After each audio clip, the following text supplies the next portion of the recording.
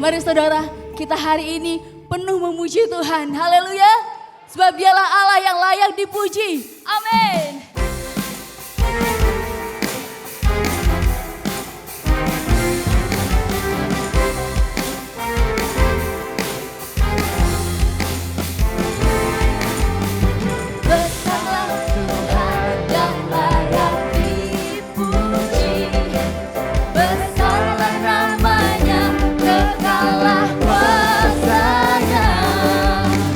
Aman berlindung dalam naungan.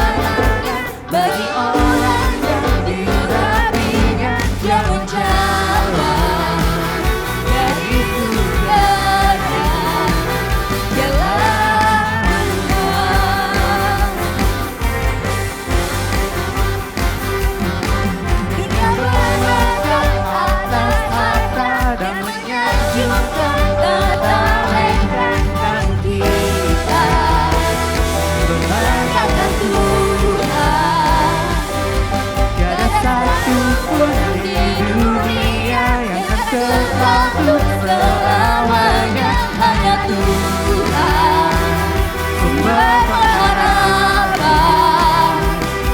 Musuh kita rebah menyerah, namun kita bangkitkan tegak. Bagai berikan kemenangan, terentangkan kami bersorak. Namamu Tuhan, namamu Tuhan, yang berikan kemenangan.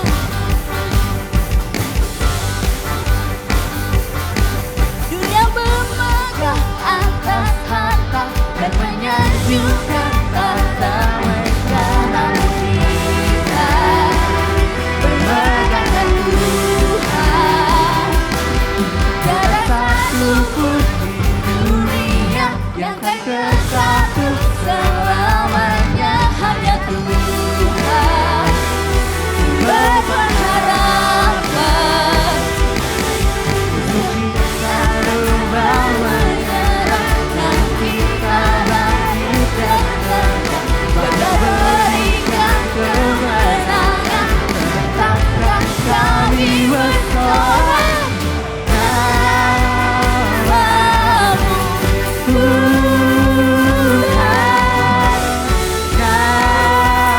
Namamu Tuhan, namamu Tuhan, yang berikan kemenangan.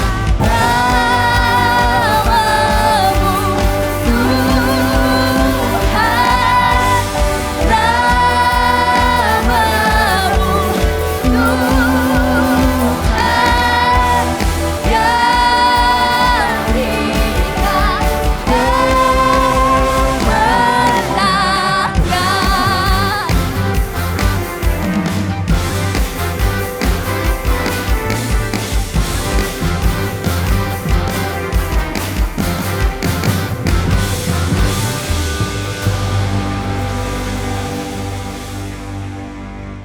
Haleluya.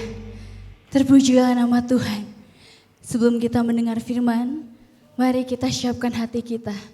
Mengucap syukur, memuji, penuhi hati dan mulut kita dengan pujian. Biarlah nama Tuhan selalu dimuliakan. Haleluya.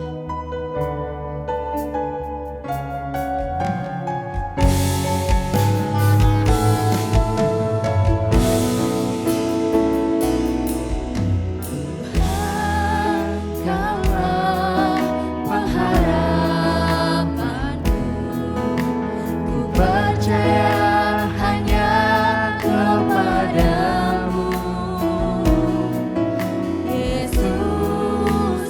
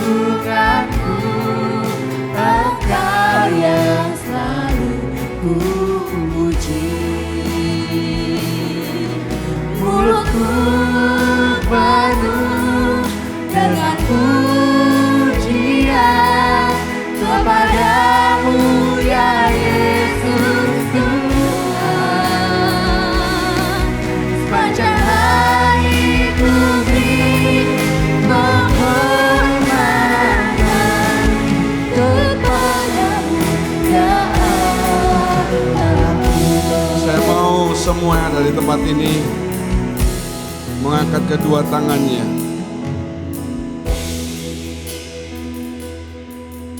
Mulutku penuh dengan pujian kepadamu ya Yesus Tuhan. Sepanjang hari ku beri penghormatan kepadamu ya Allah. Sekali lagi naikkan suara.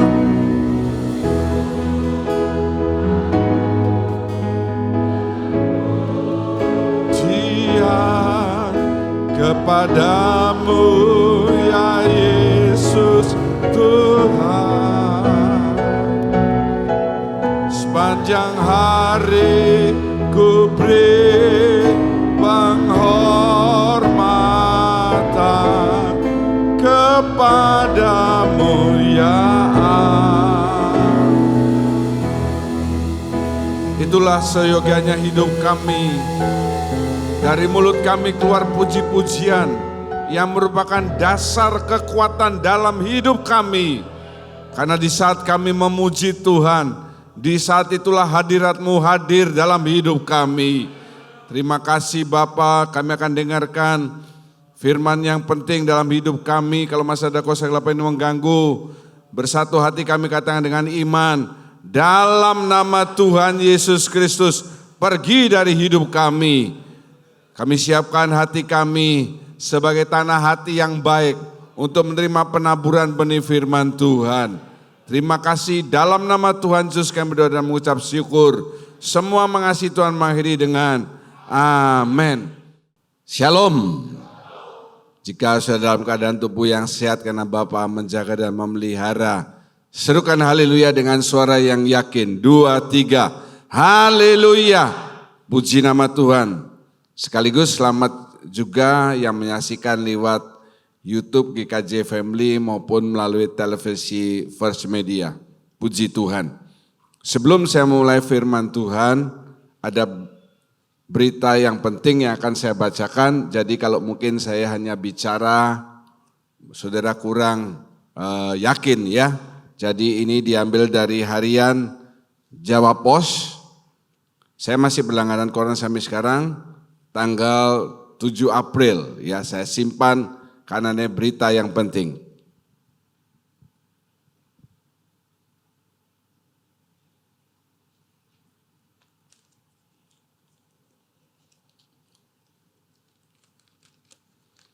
Era smartphone segera berakhir. Ya, jadi era smartphone yang kita pakai ini akan segera berakhir, di mana perangkat digital masa depan ini sedang dikembangkan oleh 3 grup besar. Yang pertama Meta, yang miliki adalah Mark Zuckerberg. Saudara tahu kan, Mark Zuckerberg itu yang mendirikan Facebook ya, dan dia mengganti perusahaannya menjadi Meta. Ini adalah orang-orang yang termasuk 10 orang terkaya di dunia ya. Dia akan menggantikan smartphone dengan kacamata augmented reality, yaitu memproyeksikan dunia digital langsung ke penglihatan pengguna tanpa memerlukan layar fisik. Jadi ini kacamata. Kemudian yang kedua dikembangkan oleh Chaotic Moon, perusahaan itu dimiliki oleh Bill Gates dan Sam Altman. Perangkat digitalnya adalah berupa tato digital. Tato itu dilengkapi dengan nanosensor yang bisa memantau juga kondisi kesehatan, mengirimkan data hingga berfungsi sebagai alat komunikasi. Jadi tidak megang apa-apa, tetapi tato digital. Yang ketiga, perusahaan Neuralink. Saudara sering dengar, ini dimiliki oleh orang terkaya di dunia yaitu Elon Musk. Dia mengembangkan brain computer interface, implan chip pada manusia yang memungkinkan mengakses dan mengendalikan perangkat digital hanya melalui pikiran. Nah, kalau saudara baca itu dan cepat berpikir, itu adalah tanda-tanda bahwa nanti manusia mau tidak mau harus ditanam apa saudara? Microchip di dahi atau di telapak tangan. Pengembangan teknologi sekarang makin lama makin cepat ya. Kalau dulu dari handphone Nokia ke BlackBerry ke iPhone mungkin lamban, tapi makin lama makin set begini. Teknologinya makin cepat ya. Televisi sekarang sudah bisa melengkung kan begitu. Jadi tidak lama lagi pas ini akan diluncurkan dan untuk setiap serdadu Amerika itu sudah dipasang microchip di dahinya supaya tidak terjadi istilah missing in action. Jadi dia hilang, mungkin ketembak atau keseret atau kemana bisa dideteksi, kalau misalnya memungkinkan bisa ditolong. Jadi saudara harus semakin waspada karena kedatangan Tuhan sudah semakin dekat dan semakin dekat. Tepuk kiri kanan saudara, katakan semakin waspada. Haleluya. Dan hari ini saya memberikan firman Tuhan yang penting untuk saudara dengar, yaitu mengenai teologi sesat. Saya beri tanda tanya yang besar karena ini pilihan bagi saudara. Saudara mau mempercayai atau tidak, terserah saudara. Maka saya kasih tanda tanya. Sebenarnya saudara, yang akan saya sampaikan hari ini itu beberapa tahun lalu pernah meluas. Ini ada 3 poin ya.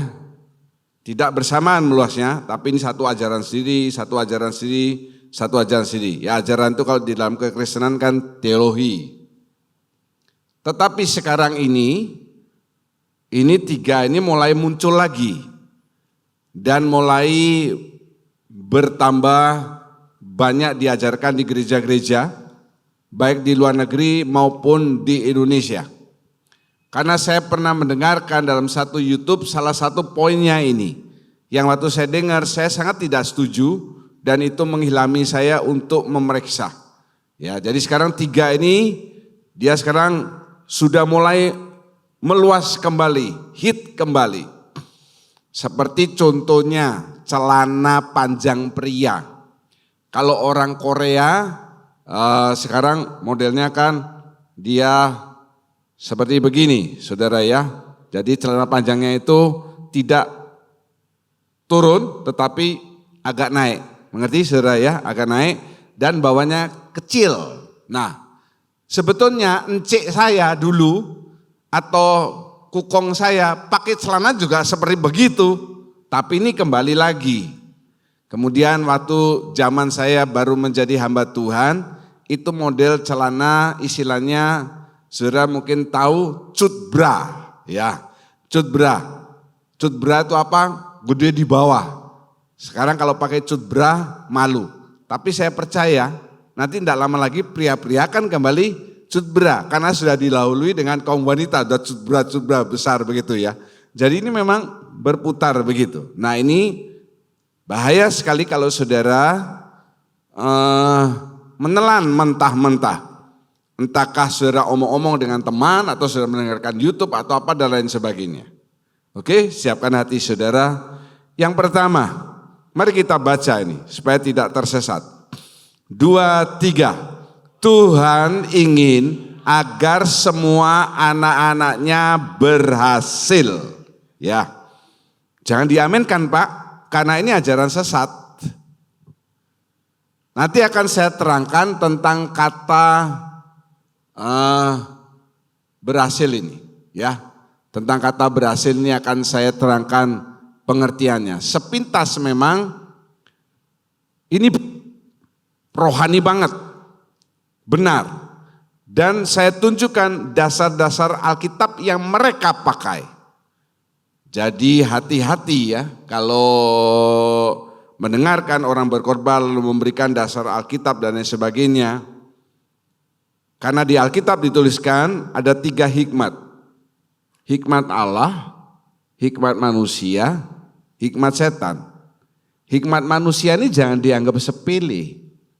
Teknologi yang berkembang itu karena hikmat manusia. Seperti tadi pagi saya diberitahu, ada pendeta yang mengatakan dosa Adam dan Hawa itu bukan karena ketidaktaatan, tetapi karena dosa saling menghakimi. Jadi Hawa menghakimi Adam menghakimi Hawa kan dia menyalahkan, orang dia yang ngasih. Hawa menghakimi siapa? Ular. Dia yang membujuk. Ular menghakimi siapa? Enggak tahu, saudara mungkin ya. Jadi dosa penghakiman, bukan dosa ketidaktaatan. Tidak begitu. Dia kasih dasar omongan-omongan yang pandai dan sebagainya.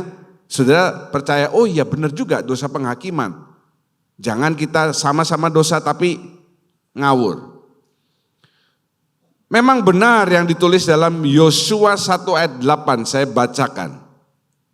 Mereka memakai dasar ini. Janganlah kau lupa memperkatakan kitab Taurat ini, lihat ke depan. Tetapi renungkanlah itu siang dan malam, supaya engkau bertindak hati-hati sesuai dengan segala yang tertulis di dalamnya. Sebab dengan demikian, saya kasih huruf yang lain, warnanya, perjalananmu akan berhasil. Nah, kata berhasil ini yang saya ambil dan saya tulis di sini sebagai poin 1. Dan engkau akan beruntung. Amin, saya amin ini. Tetapi banyak orang atau ajaran ini hanya fokusnya ke yang warna biru ini. Perjalanan saudara sebagai anak Tuhan itu pasti akan berhasil dan akan beruntung. Siapa yang tidak suka kalau ada pendeta yang khotbah dan mengatakan, ya dia berhasil menjatuhkan apa? Dan akan beruntung. Senang atau tidak? Misalnya saya katakan, Henok, perjalananmu akan berhasil. Dia enggak amin, ragu-ragu. Ya saya ganti nama, kan dia mungkin masih ingat sama mamanya minggu lalu. Ya, David Andri, perjalananmu akan berhasil. Amin. Dan Pak Tian akan beruntung. Ya, kurang yakin Pak ya. Lapnya kurang banyak berarti. Tapi lihat yang di atas tuh, ini 1 ayat tuh. Syaratnya dengan demikian, sebab dengan demikian, ya. Saya terbiasa teliti untuk setiap ayat kata, sebab saya waktu dulu di Lawang S2-nya itu Master of Arts in Biblical Subject. Kita diajar meneliti lebih dalam soal ayat-ayat itu, kata per kata. Ya, sekarang gelar itu di Indonesia sudah di-Indonesiakan, semuanya tidak ada menjadi magister teologi. Tapi itu dasar saya, makanya saya ajak saudara, lihat, jangan lupa 1, memperkatakan kitab Taurat, ngomong. Baca Alkitab, bicara, bukan dalam hati. 2, renungkanlah siang dan malam. Direnungin siang dan malam. 3, bertindak sesuai yang saudara baca itu dan saudara renungkan dan memperkatakan. Kalau melakukan 3 hal ini, saya sangat percaya perjalanan orang itu akan berhasil dan beruntung. Setuju saudara? Ya. Tapi seringkali ini diputus, hanya dibilang, anak-anak Tuhan itu pasti akan berhasil. Ayatnya ini, dia ambil yang biru saja. 1 ayat itu tidak boleh dipisah-pisah. Harus menjadi satu kesatuan dari atas huruf besar sampai titiknya. Kalau kurang yakin, periksa bahasa Inggrisnya. Kalau misalnya mau memperdalam, periksa bahasa Ibraninya. Betul enggak dia tidak ada titiknya? Tidak ada. Jadi ini jangan dipisah. Ajaran ini hati-hati loh. Sekali lagi saya ulangi. Kalau misalnya saya mengatakan, Yohanes Agus, hidupmu itu akan berhasil. Amin. Lalu dia mengalami problema dalam pekerjaannya, kadang bangkrut, kadang ditipu orang, namanya kita berusaha kan. Saya juga pernah ditipu, saya kan pernah buka toko komputer. Ya, wah ayat ini enggak pas. Pak Martin, hidupmu akan beruntung. Dia nanti pulang pasang nomor 76. Sore keluarnya 77 atau 75. Bleset 1. Loh aku kok enggak beruntung? Ya lalu Bu Rosni bilang, kamu mestinya masang 75, 76, 77. Dipasang 3 minggu depan keluarnya 74. Kan enggak beruntung. Ingat ya, ini saya beritahu yang benar. Keberhasilan itu jangan semata-mata diukur dengan kekayaan materi. Setuju saudara? Setuju? Ya. Lalu muncul anggapan, nah ini juga meluas. Kalau tidak kaya berarti tidak diberkati Tuhan. Apakah Pak Agustono yakin bahwa saudara ini adalah anak raja di atas segala raja? Hah? Yang keras dong? Ya. Anak raja disebut apa Pak? Iso, Raiso, Kudiso. Prince, yang laki, pangeran. Ya, padahal dia wong Jawa kan mestinya tahu ya. Pangeran Diponegoro, Diponegoro toh. Kalau perempuan, princess, ya. Mosok princess kelambine bajune kayak begitu.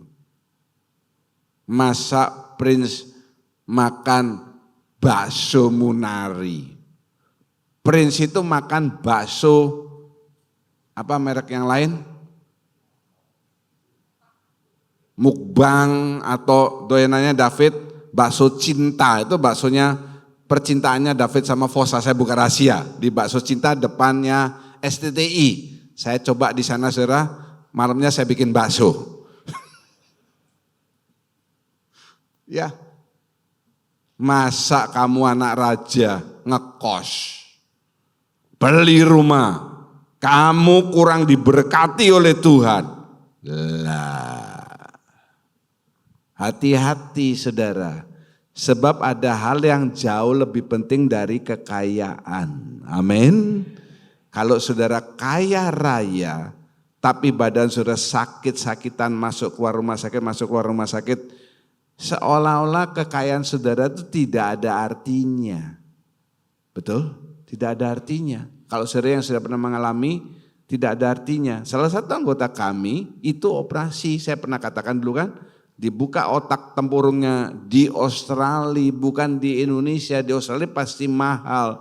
Tapi coba tanya sama yang bersangkutan, apakah dia menjalani itu, dia memikirkan kekayaannya, dia pasti akan mengatakan lebih baik saya hidup biasa, tapi nggak usah dibuka kepalanya.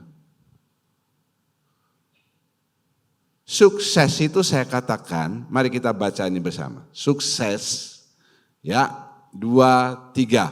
Berapa persen saya berhasil melakukan kehendak Bapa. Itulah definisi sukses menurut saya dan menurut Alkitab. Berapa persen saudara berhasil melakukan kehendak Bapa. Tapi jangan khawatir saudara.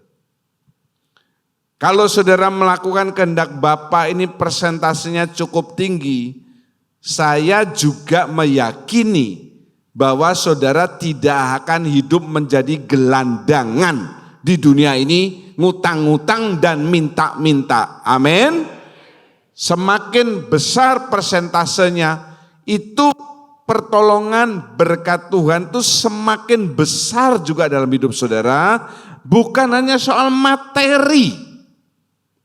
Misalnya saudara satu keluarga punya anak 2 atau 1, istri tidak bekerja, gaji 10 juta, potong persepuluhan 1 juta, 9 juta. Saudara bisa hidup 1 bulan 9 juta ini, bisa nabung, bisa ada damai sejahtera, bisa ada sukacita, dan akhir tahun bisa jalan-jalan keluar kota, luar pulau, bahkan keluar planet. Bisa. Apa yang tidak pernah kamu dengar, kamu lihat, kamu pikirkan, Tuhan itu bisa sediakan. Ada baginya. Bagi setiap orang yang mengasihi dia, itu baginya itu jangan dilepas. Jangan dipotong seperti yang tadi ya di depan Yosua 1 ayat 8 itu. Bukan berarti kita jadi anak Tuhan itu tidak mengalami hal-hal yang tidak mengenakan. Tadi ada gerimis, saudara mau ke gereja. Karena saudara anak Tuhan dan mau ke gereja, sepanjang saudara jalan tuh di atas kayak ada payung raksasa yang mengikuti motor saudara. Sehingga yang lain basah, saudara sampai gereja tidak basah. Apa seperti begitu? Ya, semua kena COVID, kita nggak pakai masker, nggak apa-apa, tidak kena COVID. Memang tidak kena COVID, tapi langsung kemumbul.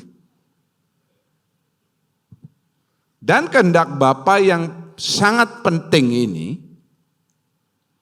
saudara mesti ingat ini. Ada ayat-ayat yang penting. Karena teologi mengatakan ini amanat agung. Amanat agungnya adalah perintah terakhir yang Tuhan berikan sebelum dia kembali kepada ke kerajaannya, kerajaan surga. Ada dalam Matius 28, 19, 20. Ini amanat agung, ada perintah-perintah yang di atas perintah yang lain karena ini hal yang sangat penting. Coba kita baca ini bareng-bareng. Matius, angkat suara saudara, 28 ayat 19 sampai 20. Waktu kita baca pergilah, saudara siap-siap ke kiri kan saudara. Pergilah gitu ya. Bukan begini loh ya. Karena itu pergi kamu. Nanti kan itu ngusir ya. Oke, dengan iman katakan. Seperti dengan ucapan saudara, saudara bisa diberkati loh. 2, 3. Karena itu pergilah, jadikanlah semua bangsa muridku dan baptislah mereka dalam nama Bapa dan Anak dan Roh Kudus, dan ajarlah mereka melakukan segala sesuatu yang telah kuperintahkan kepadamu. Dan ketahuilah, aku menyertai kamu senantiasa sampai kepada akhir zaman. Amin. Lihat ya, lihat yang baik ini. Ini juga jangan dipotong. Tuhan itu akan menyertai saudara senantiasa sampai akhir zaman. Iya, tetapi kalau saudara menggenapi yang atas ini. Firman Tuhan itu seperti begitu. Kalau saudara dengar khotbahnya orang, pegang Alkitab. Jangan dia ambil sepotong-sepotong. Omongan orang yang sepotong-sepotong dan saudara sampaikan, itu sangat berbahaya. Sangat berbahaya. Karena bisa menimbulkan asumsi, pemikiran yang berbeda dari yang orang itu maksudkan, cuma dipotong saja. Kekayaan itu bukan, perhatikan ya, ingat baik-baik ini nasihat saya ya. Bukan hanya didapat hanya dengan berdoa dan beriman, tidak. Tidak. Saudara tidak akan bisa menjadi kaya hanya dengan saudara berdoa 16 jam sehari, kok 16 Pak? Ya 8-nya kan tidur. 16 jam sehari berdoa terus dan beriman. Ya, beriman, membaca Alkitab, iman timbul, pendengaran, pembacaan firman Tuhan, dengarkan khotbah-khotbah, imannya timbul. Itu terus kita lakukan 16 jam. Kita yakin 1 minggu kita kaya. Nggak kaya, istri anakmu nggak makan, nangkep ayamnya tetangga, saudara. Tetapi dengan bekerja, kenapa? Karena dengan bekerja itu kita itu meraih berkat-berkat Tuhan, amin. Ada ayat yang mengatakan pada saat saudara tidur, Tuhan itu menyiapkan berkat. Ya, amin. Yakin saudara? Ya, kalau yakin katakan amin dong. Amin. Menyiapkan itu bukan naruh di pangkuan saudara. Pada saat kita tidur, Tuhan naruh di sebelah bantal, di perut saudara, atau di leher saudara yang lagi ngorok. Jadi waktu kita bangun, weh, ada hadiah. Tidak. Santa Claus yang baik hati pun tidak seperti itu loh. Santa Claus itu naruh di kaos kaki ceritanya. Dan anak-anak bangun tidur, dia mesti nyari. Ya, di mana? Kaos kaki yang ada tulisan namanya. Tidak.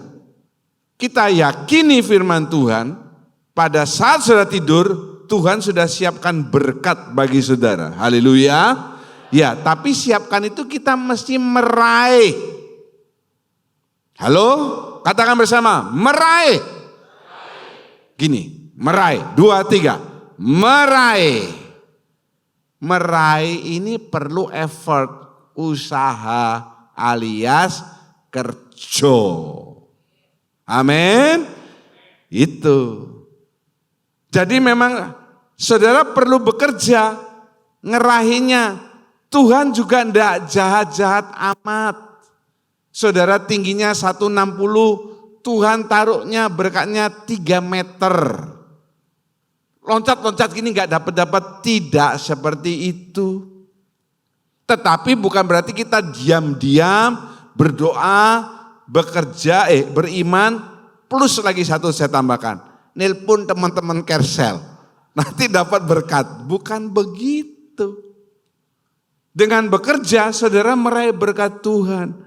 Semakin rajin saudara kerja, yang saudara kumpulkan ini semakin banyak. Haleluya, haleluya. Saya ingat sebuah cerita nyata. Ada orang wanita, istrinya ngomong sama saya, ya, karena dia jauh lebih tua, itu loh John, lihatan suami saya itu, dia bangunnya baru jam 11 siang, makan, mandi, baca koran, dia baru keluar keliling 12:30. Tante ini sudah bangun jam 5, jam 6, siap-siap jam 8 kerja, buka toko, jualan. Dia baru bangun jam 11, nanti belum baca korannya, minum kopinya, maaf, belum beraknya. Ada orang yang berak itu bisa 1 jam loh saudara. Karena dia tunggu wangsit dulu, nanti jam 1 baru pergi. Apa yang mau didapat? Orang-orang jam 1 sudah pulang bawa hasil, dia baru keluar. Benar itu, omongan itu benar. Agustinus, seorang tokoh gereja, mengeluarkan pernyataan seperti ini. Mari kita baca. Penting ini. 2, 3. Berdoalah seakan-akan segalanya bergantung kepada Tuhan. Bekerjalah seakan-akan segalanya bergantung kepada saya. Betul ini. Bukan bekerjalah seakan-akan segalanya bergantung kepada Tuhan. Berdoalah seakan-akan segalanya bergantung kepada saya. Doanya minta-minta banyak. Kamu sih kurang doa, kurang banyak mintanya sama Tuhan. Bukan begitu. Doa segala-galanya bergantung kepada Tuhan. Kerja segala-galanya bergantung kepada saudara. Haleluya. Ya. Dan dalam bekerja ini saudara ada 2 prinsip. Prinsip yang pertama, kerja keras. Prinsip yang kedua, kerja cerdas. Saya harus mengutip kata-kata seorang yang banyak menghasilkan karya-karya, Helmi Yahya, ya.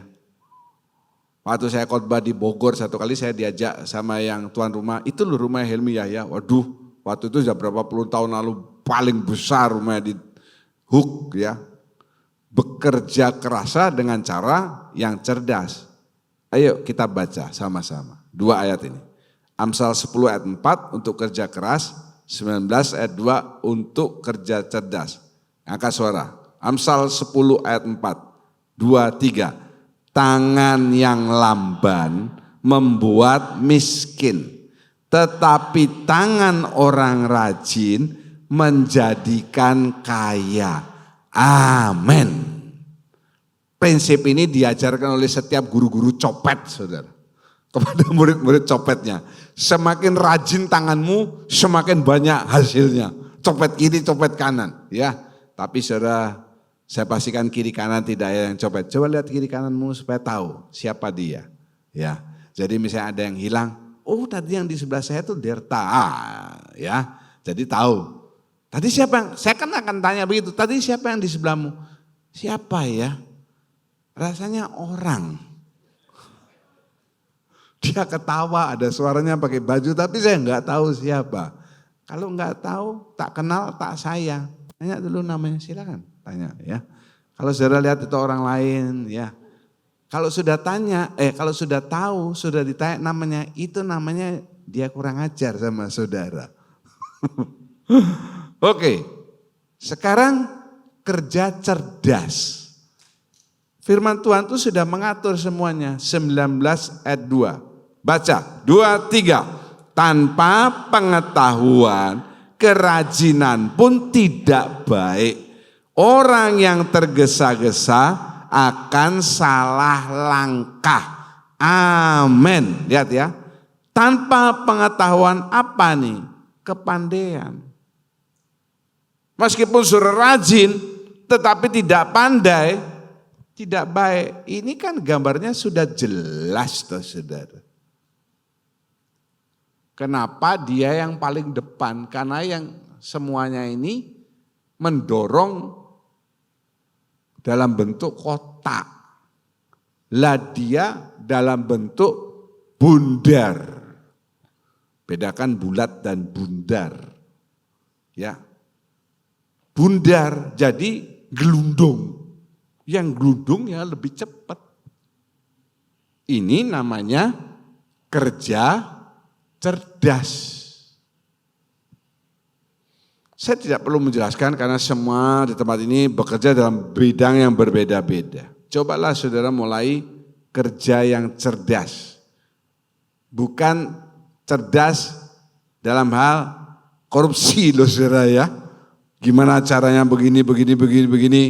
Kita nggak boleh licik kan begitu, harus jujur. Ya, dalam bekerja ada 2 prinsip. Kerja keras, kerja cerdas. Katakan bersama, 2, 3. Kerja keras, kerja cerdas, kerja keras, kerja cerdas, kerja keras, kerja cerdas.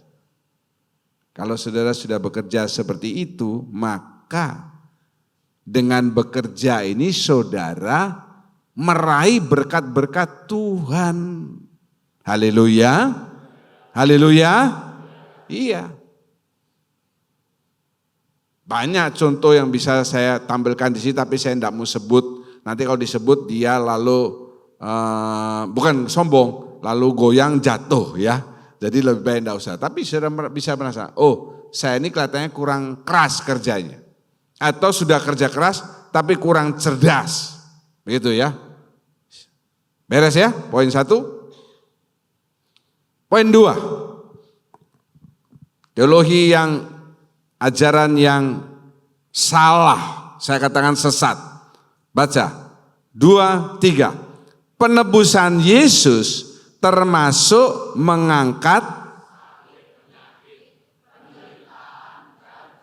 baca lagi, apalagi yang tidak mencatat. 2, 3.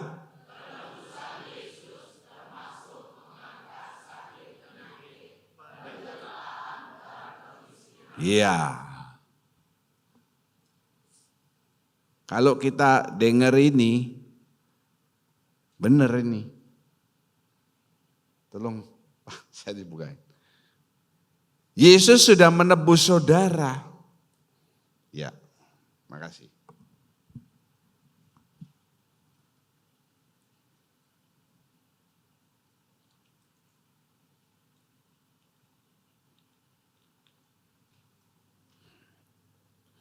Coba ayat yang kita senang, oleh bilur-bilurnya kamu sudah, bukan kamu disembuhkan, kamu sudah disembuhkan. Yesus waktu dicambuk, itu namanya bilur, tanda di punggung, itu sakit penyakitmu. Berapa kali Yesus dicambuk? Ada yang tahu? 40 kurang 1, 39. Itu hukumnya Romawi. Dan penelitian mengatakan semua sakit penyakit di dunia ini itu kalau mau digolongkan sumbernya jumlahnya 39. Bukan kebetulan saudara ya. Jadi sakit apapun nanti ujungnya 1 dari 39. Sudah disembuhkan. Loh, orang itu sakit sampai mati. Apanya yang sudah disembuhkan? Saya tulis dampaknya itu benar-benar bahaya. 1. Ada toh di antara saudara di tempat ini atau mendengar di rumah, kalau sakit tidak mau dokter, tidak mau minum obat, beriman. Kalau saudara ini punya tekanan darah tinggi, karena faktor usia, faktor lain sebagainya genetik, saudara perlu minum obat untuk menetralisir tekanan darah tinggi. Sebab hal-hal yang berhubungan dengan darah itu berbahaya. Kalau gula darahmu terlalu tinggi, sebab darah itu yang mengaliri semuanya tubuh kita.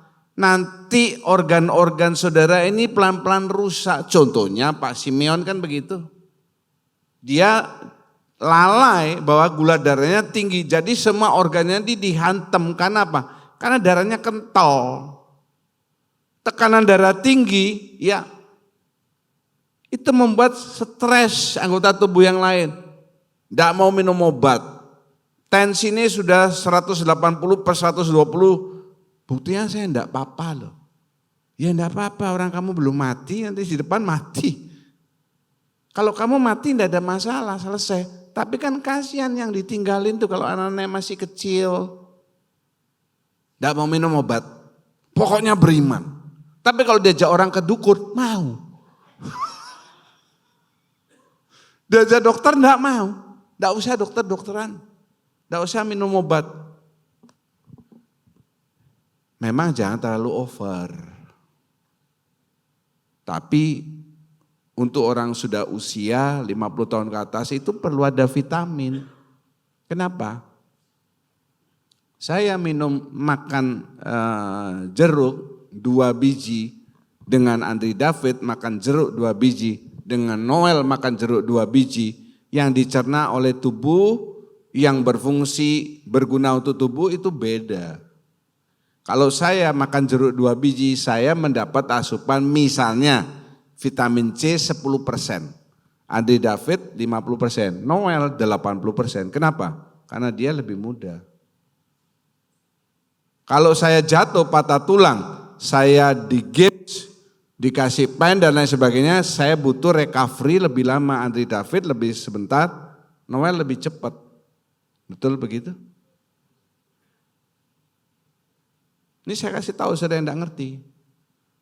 Jadi jaga kaum-kaum yang sudah usia 50 tahun, 60 tahun ke atas, usahakan jangan jatuh. Ya, bapak-bapak, ibu-ibu. Kalau jatuh, Anda kemungkinan besar tidak akan bisa bangkit sampai akhirnya berangkat.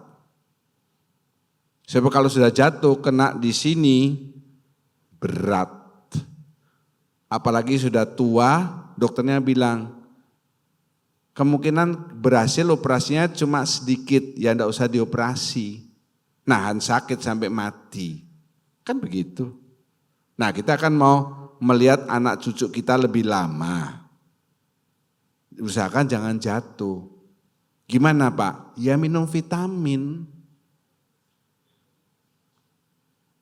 Sekali lagi, saya makan jeruk 2 biji hanya keserap vitamin C-nya 10%. Untuk nambah kekurangannya itu saya butuh vitamin. Saya ini tidak tersangkut dengan satu pun merek obat. Jadi ini tidak ada yang mengendorse saya. Ya, tidak ada yang mengendorse saya. Minum vitamin. Kalau kurang kalsium, saya minum susu 1 gelas yang keserap kalsiumnya cuma 10%. Kalau Andi David 50, Noel 80. Jadi kamu jangan nambah susu terus. Saya minum susu setiap hari 1 gelas selama 1 bulan. Paling naiknya 1 kilo, Andi David 2 kilo, Noel 10 kilo. Begitu loh saudara. Colek kiri kanan saudara, kasih tahu nasihat yang baik. Jangan takut sama dokter. Tak kasih tahu contoh yang gampang ya. Ya, gigi. Banyak orang yang sakit gigi, pakai metode nenek moyang, air garam. Benar tak? Dikumur-kumur. Ngaku saja sudah, tidak usah pura-pura. Mau lebih tokcer, air garam campur rono lombok. Sembuh dia. Lepas semua untumu. Sudah tidak usah ke dokter gigi. Air garam aja cukup. Bisa enggak? Bisa. Karena salah satu fungsi garam itu juga bisa membunuh kuman. Tetapi apakah sembuh total? Enggak. Nanti lewat berapa hari, apalagi ada makanan yang masuk sana, loro meneh, iso kudu iso, pokoknya iso, sakit lagi. Nanti kalau sudah hancur gigimu, tinggal dokternya bilang, diapain saudara? Cabut. Terus kalau gigi kita sudah semakin ompong, apakah kita mau bikin gigi lebih repot lagi? Kalau implan gigi, tanya Bu Fumi berapa puluh juta implan gigi. Kalau pakai gigi palsu yang bisa dilepas, nanti kita ke restoran, cuci tangan, copot gigi sampai rumah, gigiku di mana ya? Atau saudara mau ke restoran, lupa pakai gigi. Kebetulan hari itu yang ngajak makan atau saudara makan pilihannya yang daging-daging, sapi, babi yang fitness. Jadi makan, kok lama sekali makanmu? Mensyukuri berkat Tuhan. Jadi saudara nonton TV, sepak bola Indonesia lawan siapa? Makan kacang cuma 2 butir saja. Mut. Orang-orang untung nih, tidak ada gigi nih, kapan mau selesainya? Sebenarnya saudara tidak mau ke dokter gigi itu bukan karena mahal. Jujur. Karena apa? Takut. Tidak tahu saya ini termasuk apa, tapi kalau saya disuntik itu saya senang. Ya, suntik sini, suntik di Penang, suntik di RSUP, suntik sini sampai biru bengkak, enggak apa-apa sudah. Suntik giginya nikmati aja, pokoknya enjoy aja. Nanti khotbah akhir bulan, enjoy your life, enjoy aja, enggak usah takut. Tepuk kiri kamu yang keras, kasih tahu ini, ojo wedi.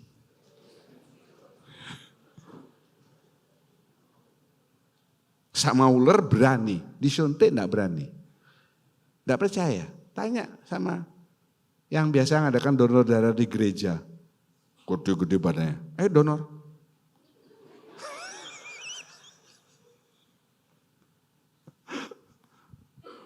Saya kenal seseorang saudara ya, ini cerita nyata juga, semoga saya kasih cerita nyata. Mau disuntik sama dokternya, ini udah gede, udah punya anak, dewasa, lebih tua dari saya. Saya dokter, tunggu dulu.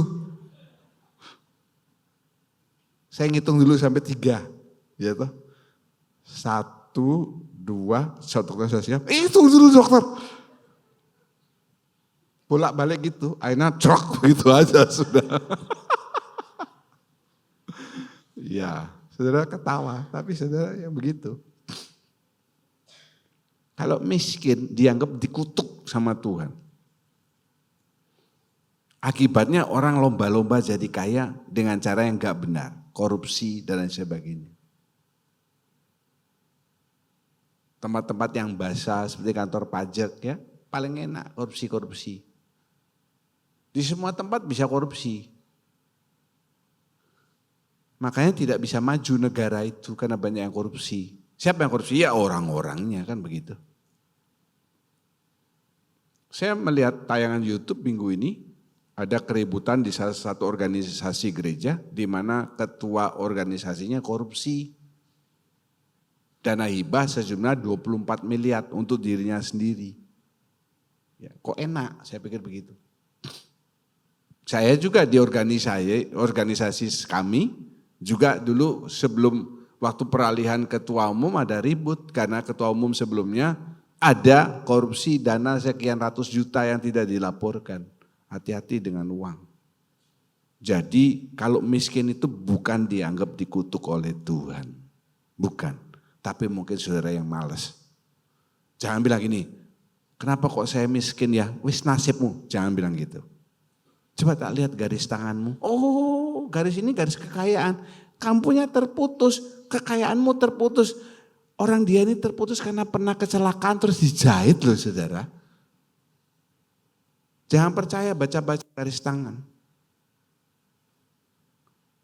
Miskin bukan berarti dikutuk oleh Tuhan, tidak. Terus ini hati-hati, kalau menderita dalam masalah, ada dosa nih, ya, ada dosa, dihukum sama Tuhan. Lo dulu anak saya meninggal lahir dibilang, oh ada dosa nih, kalau enggak Pak John, Bu Vivi ada dosa, pasti dihukum oleh Tuhan. Lah, kalau pemikiran seperti itu ini berbahaya. Coba lihat nih. Petrus, Andreas, Yakobus, Filipus, Nathanael dan sebagainya matinya sengsara. Ya, semua ini mati sengsara. Kecuali ini Nathanael. Dia jadi tambah gemuk di belakang. Apakah mereka mengabarkan Injil biasa-biasa? Hebat. Bekerjanya luar biasa. Tidak kaya raya. Tidak lalu ditulis dalam Alkitab. Yakobus anak Alfeus menjadi juragan beras di kota Filipi. Tidak ada. Kontras. Ya, jadi 3 hal ini yang harus saudara ingat. Teologi ini berbahaya. Kita punya Tuhan yang besar, amin. Kok tidak kaya kamu? Oh, berarti kamu dikutuk Tuhan.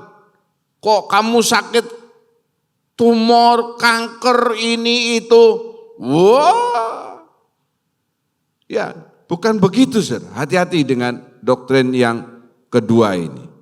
Saya tulis di situ Paul ya, karena yang khotbah ini namanya Paul kan begitu. Kalau yang khotbah namanya Agustono ya ditulis ya saya. Lihat Paul sakit nggak sembuh-sembuh, dia bilang duri dalam daging, dia sudah berkali-kali minta sama Tuhan. Tetapi Tuhan menjawab, cukuplah kasih karunia ku padamu. Ya sudah, sampai mati Paul megang duri itu, ya tanya sama Paul durinya itu apa, bukan dia ketelusup duri, bukan begitu saudara. 3, kita baca. 2, 3, klaim apa saja dalam nama Tuhan Yesus, kekayaan Allah yang ingin kita klaim. Baca lagi sekali, 2, 3.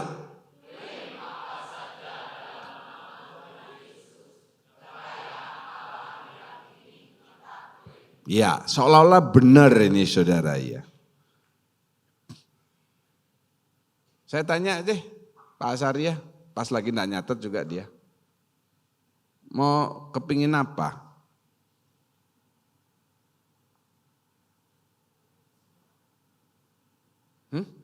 Dia enggak kepingin apa-apa. Wih sudah luar biasa nih ya. Bu Eli Sember kepingin apa? Oh, oke. Kepingin jadi Madonna katanya.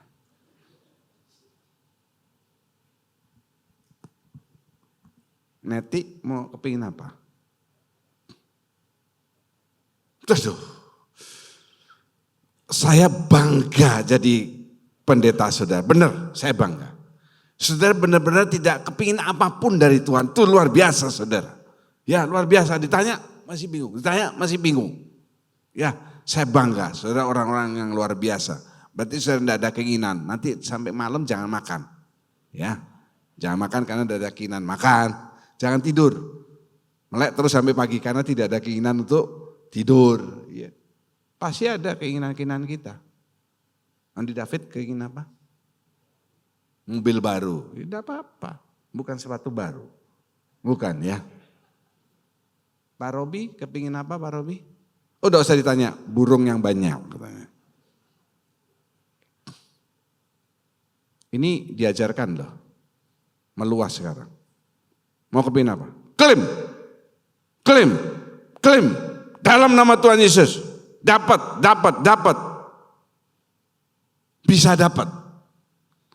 Kalau Tuhan Yesus itu pimpinan the kingdom of God insurance. Tahu? Asuransi kerajaan surga.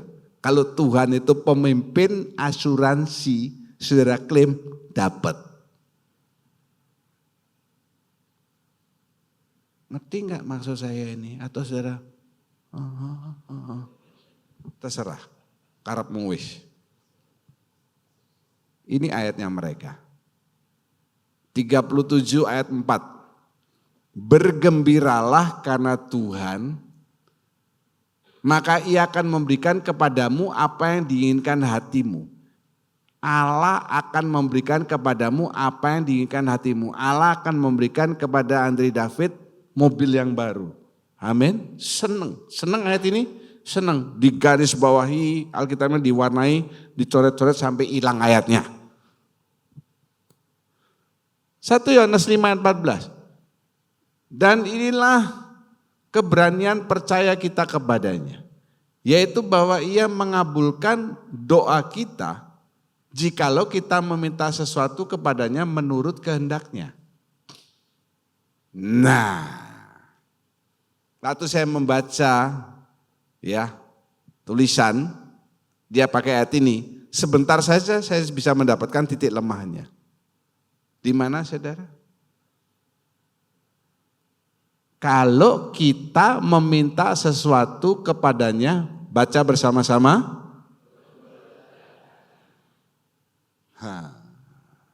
Hati-hati. Bukan menurut kehendak kita. Inilah keberanian percaya kita kepadanya, yaitu bahwa Ia mengabulkan doa kita jikalau kita meminta sesuatu kepadanya. Ada ini menurut kehendaknya. Tidak menurut kehendak kita sih ekstrim ya, tapi titiknya sampai di sini. Bukan titiknya sampai di sini deh. Titiknya ini masih ada kata ini. Hati-hati dengar khotbah-khotbah orang, potong, saudara percaya. Lalu saudara tidak mendapatkan yang saudara inginkan, wah berarti ayat firman Tuhan ini tidak ya dan amin. Setiap ayat dalam firman Tuhan, ya dan amin adanya. Amin. Katakan amin. Lebih keras, amin. Saudara amin itu yakin, yes. Ya, hati-hati loh. Hati-hati. Jadi bukan keinginan kita saja yang harus dituruti, tapi harus cocok sama keinginan Tuhan. Ya, ini nyambung kan? Yang kedua kan tadi kerja. Ya sudah kerja bagus, kepingin punya mobil. Ya mungkin satu kali Pak Andi David bisa ada mobil baru, boleh. Memang Tuhan izinkan dia ada mobil yang baru untuk menggantikan transformer, ya. Dan istilah klaim ini cenderung mengutamakan, makanya saya kasih gambar ini, hak daripada kewajiban. Kewajiban itu apa? Tanggung jawab. Saya klaim dalam nama Tuhan Yesus, saya klaim dalam nama Tuhan Yesus. Saya minta, klaim itu minta. anak bungsu mengklaim warisannya dia. Ya, betul. Saya mengklaim kekayaan Allah. Saya mengklaim kesembuhan Tuhan. Ya, betul. Itu memang hak saudara sebagai anaknya Bapa di surga. Tetapi imbangi sama tanggung jawab kita, kewajiban kita. Saya waktu mendengar sakit saya, orang pertama yang saya telepon Bapak Pendeta Timotius Subekti sebagai Bapak rohani dan juga sebagai engku saya. Ada satu kalimat yang saya masih ingat sampai sekarang. Pokoknya kamu jangan minta-minta Tuhan sembuhkan. Istilahnya jangan klaim-klaim Tuhan sembuhkan kamu. Ikuti saja prosesnya. Itu saya ingat, kata-kata yang penting saya ingat. Ya, dia enggak ada bilang, Tuhan pasti sembuhkan kamu karena kamu hambanya Tuhan. Tidak. Jadi kalau orang yang kurang imannya nelpon sama Pak Timotius Subekti bisa tambah lemes saudara. Kamu jangan minta-minta sama Tuhan supaya Tuhan sembuhkan kamu. Kamu jangan klaim kesembuhan. Ya, saya panjangin, meskipun itu hak saya minta sama Bapak saya kan boleh itu. Tapi kalau kita sakit apa enggak minta sama Tuhan, sama Bapak kita? Boleh, sekali aja, jangan diterus. Terus kalau enggak sembuh-sembuh tambah repot, lah gimana ini?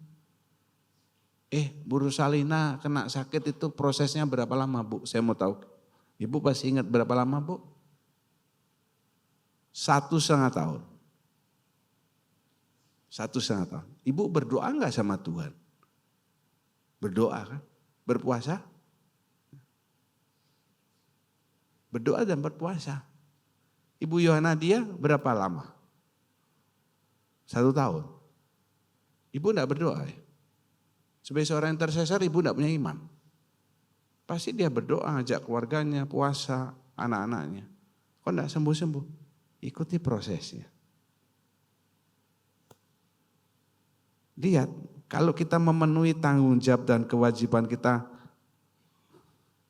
sudah rata, ini sudah seimbang, Tuhan pasti kasih hak kita.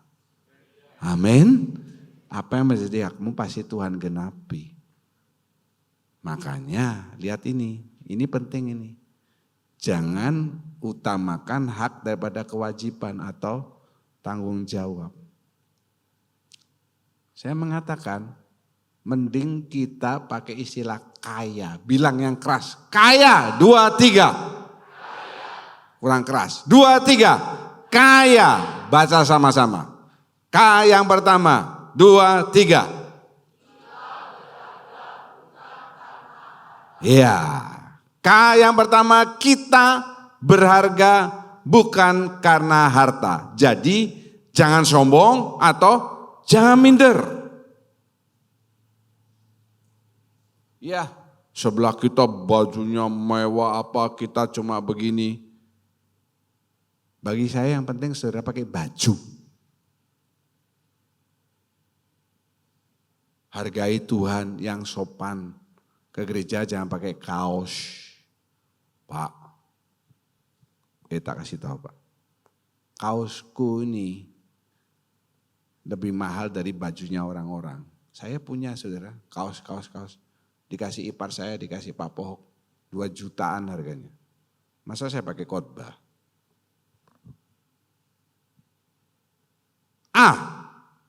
Baca bersama yang keras. 2, 3. Andalkan Tuhan sebagai sumber berkat.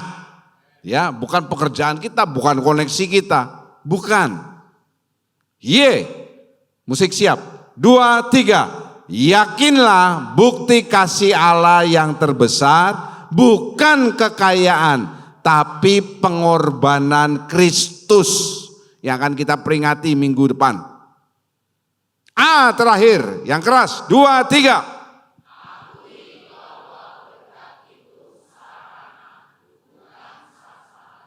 Ya, Yang lebih keras lagi, yang terakhir, 2, 3. Akui bahwa berkat itu sarana, bukan sasaran.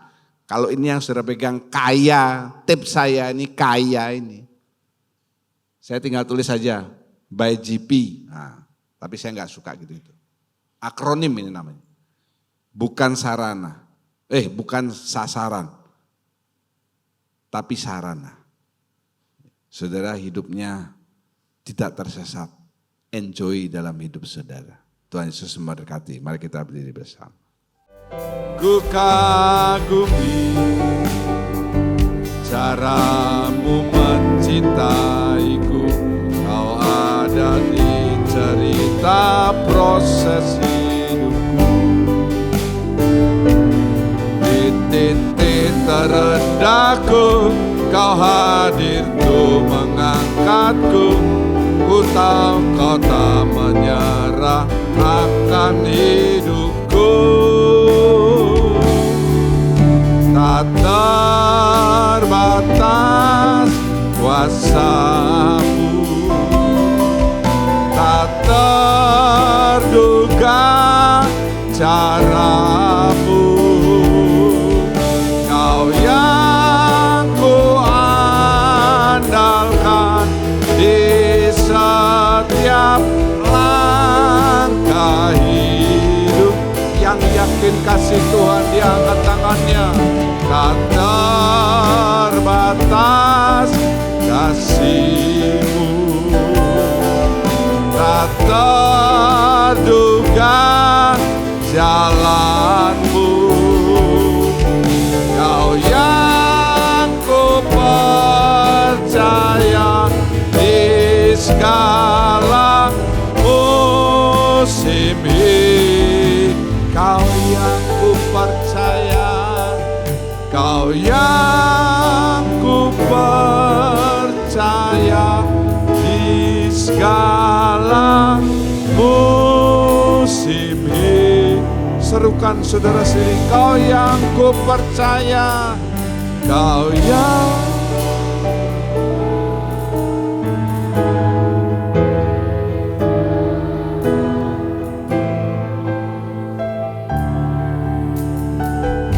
percaya Tuhan, sembah Dia.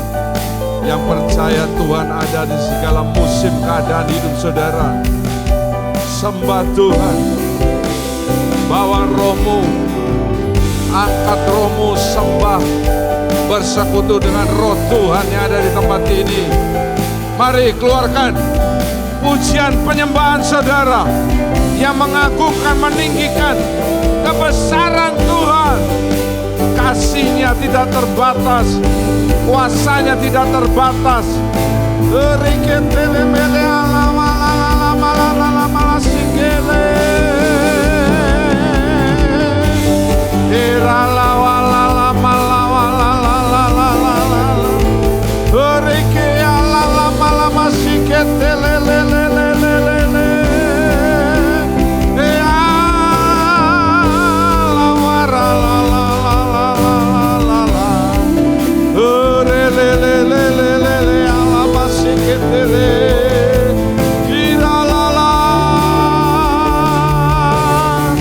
Haleluya Tuhan, haleluya. Terima kasih Tuhan, haleluya. Terima kasih Tuhan, haleluya. Terima kasih Tuhan, Engkau baik, Engkau teramat baik bagi hidup kami Tuhan.